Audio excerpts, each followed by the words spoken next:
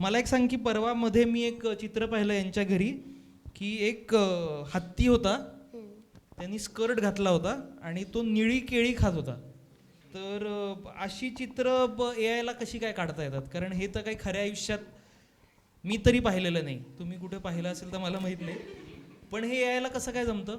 आपण इमेजेस देतो AI ला ट्रेन करायला. ओके. पण ते इमेजेस करायसाठी त्याला खाली कॅप्शन द्यायला लागतो. तर AI कसा समजतो?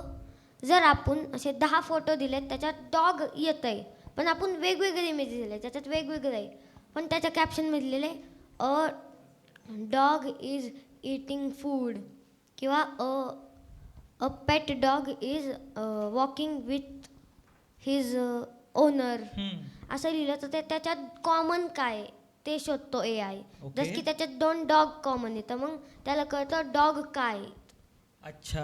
आणि असंच आपण ह्या इमेजला बनवायसाठी a man wearing red dhoti, too many bananas in a plate असं काहीतरी द्यायला लागतं ओके. इमेजेस.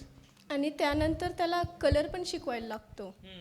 जसं की आता तिथं ब्लू कलरचे बनानाज आहेत, तर आपल्याला ब्लू कलरचे ऑब्जेक्टचे खूप सारे पिक्चर्स देऊन त्याच्या एव्हरी पिक्चरच्या खाली कॅप्शन लिहायला लागतो. For example a man is wearing a blue hat और chair in a blue colour.